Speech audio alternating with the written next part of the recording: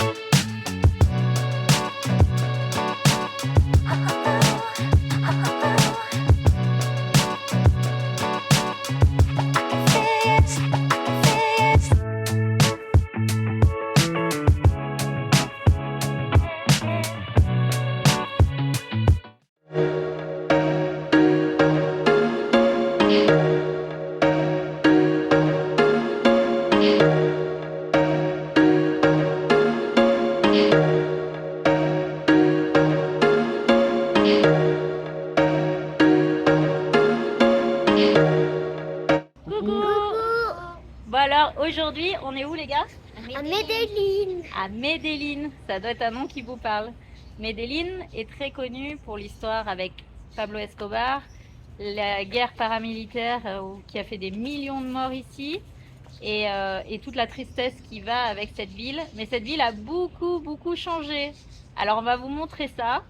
Et comme vous voyez, Marcel est dans un lieu sûr. Fais dodo. On a réussi tant bien que mal à trouver à Medellín, qui est un peu comme Paris, on va dire, ça bouge tellement, une circulation de fou. On a réussi tant bien que mal à trouver un endroit au calme. On est au milieu des résidences et il y a de la verdure, il y a tout, il y a les gardiens, c'est sécurisé. Et Donc on on a passé une très bonne nuit, on n'a même pas eu vraiment de bruit. Ça, c'est Et on cool. va prendre un métro. Voilà, on va prendre le métro. Alors on va voir si on peut filmer ça, si on le sent ou pas pour notre sécurité de sortir le téléphone. Sinon, bah, vous nous verrez à l'arrivée dans la commune à 13 et on va vous présenter tout ça. Voilà, on vous montre un peu où on est. Là-bas derrière nous, il y a des gardiens et là-bas, de l'autre côté, là-haut, il y a des caméras. Donc Marcel est sous bonne garde. Et Voilà. derrière, on a les vendeurs le matin, on a les vendeurs de fruits. Donc il y avait les bananes, là-bas on le voit avec son chariot, ils vendent les ananas, les jus, tout ça quoi. Voilà, et le café aussi.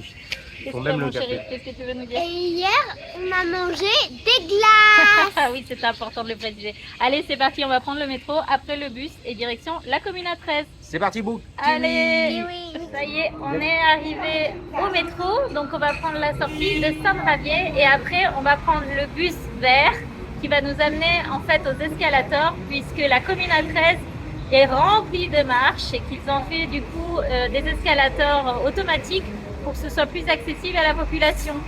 Allez, c'est parti!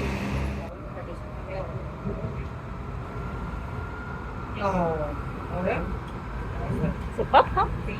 Le métro a été super rapide, en moins de 10 minutes on était arrivé au terminal, donc à San Javier, et maintenant on prend le bus qui va nous amener directement aux escalators. Ouais, comme toute pressée. Et Ouais. oui, ça y est, on arrive à la commune à 13.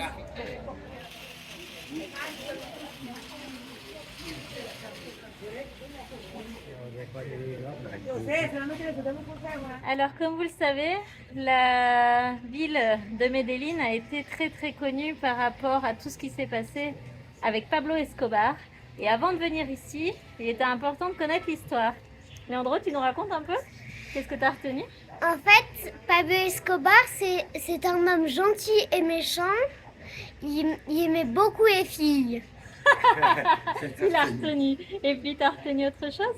Que, en fait, un jour, la fille, elle avait quitté parce que Pablo Escobar, il choisissait des autres filles et il était tombé amoureux d'une fille et donc il a quitté son autre fille. Non, c'est la fille qui a quitté Sa Pablo femme Escobar. Sa femme qui l'a Sa quitté? femme, parce qu'en fait, il était tombé amoureux des autres filles et il avait posé des affiches de partout et les journalistes, tout ça. Sa femme, il y a eu le journal et il a dit, donc il a quitté du coup parce qu'il a vu qu'il était tombé amoureux Il des n'était autres pas très femmes. fidèle, hein. Mais non, hein. Et puis, tu as retenu d'autres choses? Et en fait, du coup, elle a quitté. Et Pablo Escobar il lui a donné des fleurs, non, des autres trucs pour lui faire plaisir. Et après, il est redevenu amoureuse. Il était gentil ou il était méchant? Ou les deux? Les deux. Pourquoi? Pourquoi les deux? Bon, Attends. quand il y avait des pauvres, il leur donnait de l'argent. Oui. Et et aussi, il était méchant un peu parce que sinon, il disait, toi tu me fais ça, sinon je te tue. Exactement. Pablo Escobar, c'est le bien et le mal parce que il a beaucoup aidé les gens qui étaient dans la nécessité. Il leur a construit des maisons, tout C'est ça. normal parce que lui, il était pauvre, donc C'est ça. C'est il ça. était très très pauvre. Il partait de zéro, donc il connaissait bien la pauvreté aussi. Et du coup, il a construit des logements, des écoles, tout ça, avec l'argent de la drogue, bien entendu. Mais il est venu en aide aux plus nécessiteux. Et du coup, encore aujourd'hui, les gens vont sur sa tombe plusieurs fois par an pour le fleurir. Mais à côté de ça, il a fait aussi un gros désastre puisqu'il a tué énormément de personnes avec ses histoires de trafic de drogue. En fait, c'est où vous lui obéissez, bien sûr, il vous payez assez cher pour pas que vous puissiez lui refuser. Ou sinon, tant pis, vous disparaissez, votre famille avec, et tous ceux qui le gênaient sur son passage politicien, président ou futur président, ou même les concurrents, ou effectivement des victimes collatérales et des civils qui n'avaient rien demandé. Il a fait beaucoup de morts. Donc c'est le bien et le mal. Donc ici, ils veulent pas trop le fêter et encore moins en entendre parler. Ils veulent changer l'histoire de Medellín. Et c'est pour ça que maintenant, vous voyez derrière nous plein de graphes. Il y en a partout. Parce qu'ils veulent rendre une autre allure à Medellín, une belle allure en fait, et effacer cette histoire avec des années sombres comme ça par des beaux dessins, par des beaux graffitis. Tu veux nous dire autre chose? Je vais vous expliquer comment Pablo Escobar est mort. Vas-y, explique.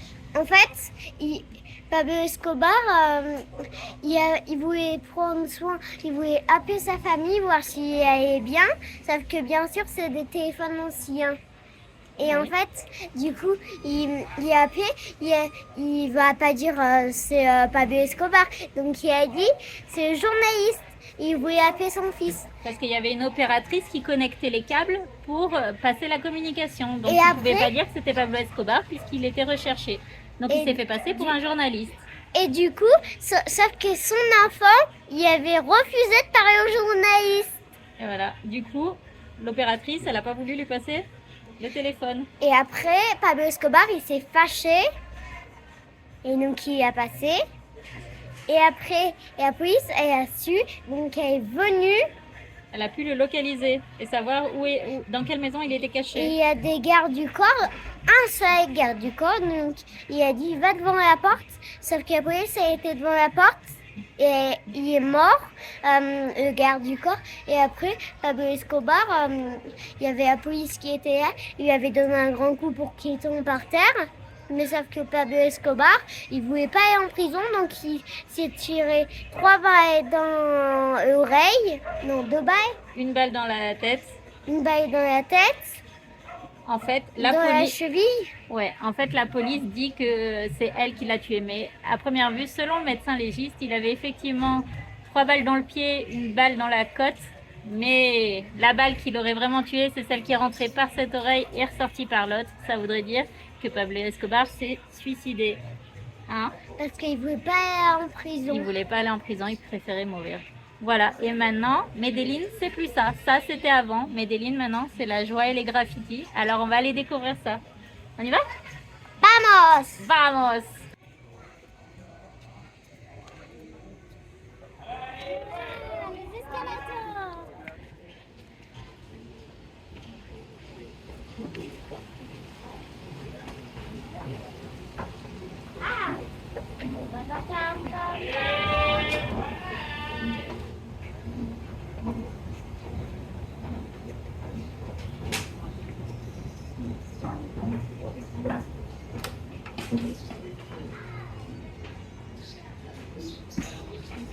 Avant, la population était très isolée parce que effectivement, cette commune à 13 est construite vraiment sur des hauteurs pas du tout pratiques pour aller travailler, pour aller à l'école, pour tout ça.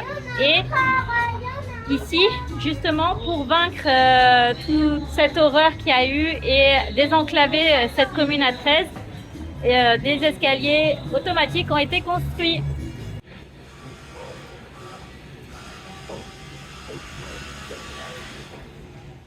Et tout ça, c'est Medellín. C'est immense. Et hier, on est passé avec Marcel là-dedans.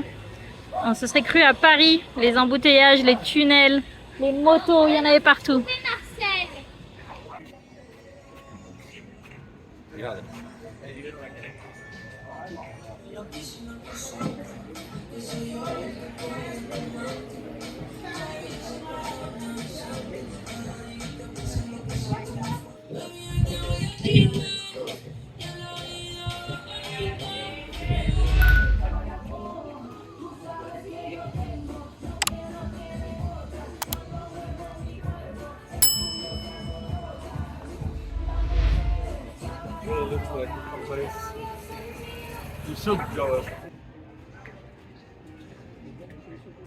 On continue de se balader dans Medellín avec tous ces graphes.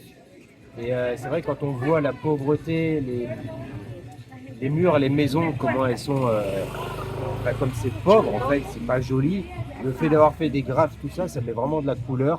Et c'est ce qu'on voit quand on se met dans un point de vue, on arrive à avoir des couleurs partout. Et c'est vraiment sympa, quoi. Ça donne des couleurs. De se balader ici, quand on sait ce qui s'est passé, c'est cool, quoi. C'est chouette. On y est. Je sais pas si tout le monde a vu la série sur Fado. Franchement, quand tu es là-dedans, c'est chouette, quoi. Grâce aux escalators, au dessin, vraiment Medellín a changé d'aspect et vraiment c'est magnifique quand on peut se balader là-dedans. Effectivement, Cédric parlait de la série. Bon, il y a quelques erreurs dans cette série parce que bien sûr c'est pour enjoliver le film, enfin enjoliver si on peut dire ça comme ça, mais voilà, le rendre attractif. Mais c'est vrai qu'il y avait tout pour faire un bon film avec Pablo Escobar. Le sexe, la drogue, la violence, tout pour faire un bon film effectivement. Mais en réalité, ça s'est bien passé ici et ça devait pas être drôle.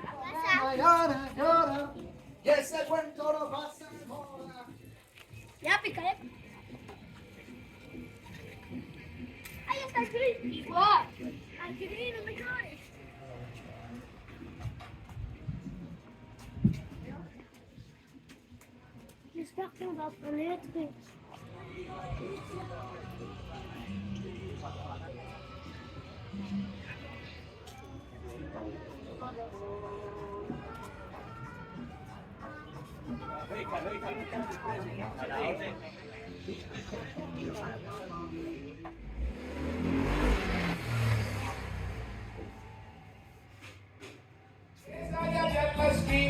Lo digo con emoción, yo busco siempre una así, pero si tiene pensión.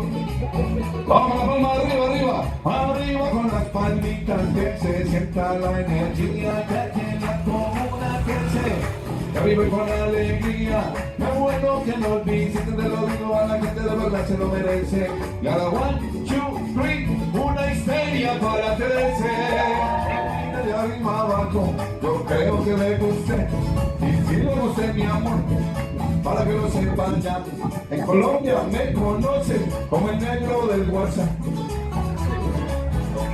Vas porque negro va ella, usted está confundido, mire unos metros atrás, que allá se encuentra el marido, ahí donde está sentado, te lo digo con cariño, se ve que hasta la trajeron solo para cuidar los niños.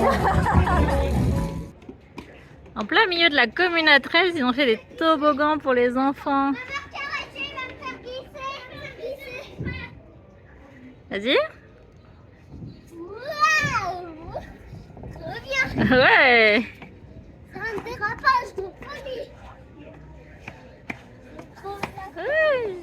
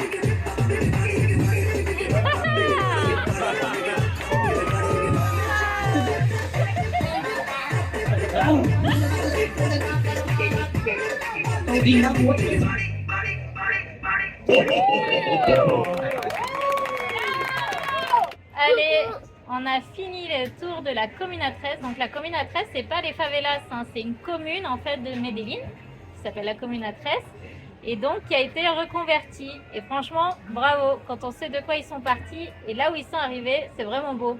Ça vaut vraiment le coup d'œil d'aller voir tous ces graphes, comme ça, toutes ces couleurs. Et comme vous avez vu, on a même vu de la danse. C'est génial. Ouais. Moi, j'aime bien. Et Ça vaut le coup d'œil. franchement, entre les couleurs, le graphisme, le dessin, tout, et puis bien sûr l'aménagement du quartier, ils ont réussi à faire, à relever ce challenge de transformer un coin vraiment pas fréquentable en un coin vraiment joli. Donc vraiment, je te dis, bah, il y a beaucoup d'endroits où on pourrait faire ça en France et ailleurs, bien entendu, pour changer les quartiers. Allez, sur ce, on vous dit à la prochaine. À la Ciao, ciao.